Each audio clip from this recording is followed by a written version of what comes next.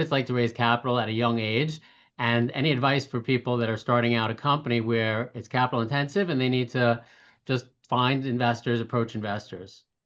Yeah, so I would say when you're starting off, I think you should actually bootstrap as much as possible, just so that you can really build into a valuation where you're not giving away your entire company on that first round. Our first ever round, I already had an MVP. So I already had a product to show investors and say, this is the app. It's not live, but this is how it looks. This is how it works, whatever.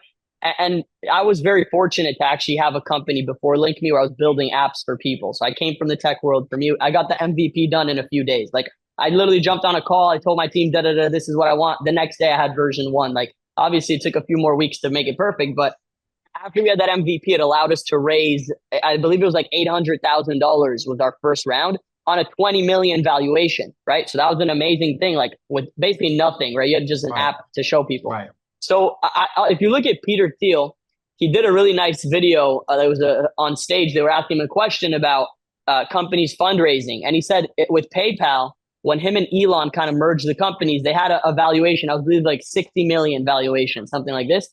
And then 3 months later, they raised on a 500 million valuation. And all the investors were like, what the hell changed in 3 months that it went from Right. 6,500? He's like, we're not even looking to the past. We're looking to the future. It's going to be worth 5 billion. So you're coming at a Right. discount to the future.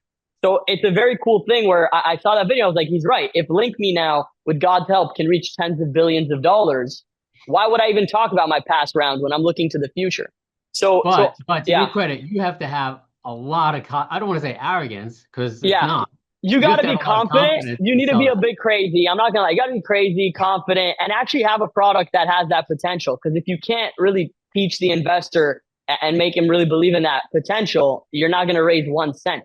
But if the Right. investor even says, you know what, there's probably a 1% chance they'll do it. Here's 100 grand. A lot of these Right. guys are so wealthy. 100 grand for them is like $100 for me. It's like so. There's a lot of these guys, especially when you're dealing with like ultra successful, like people that are worth $1 billion. I've seen it many times where they don't believe 100%, but like there's a chance this kid could do something. Here's half a mil, literally, and it's Right. like half a mil for them is a joke, but for an investment for a company like us, it's amazing.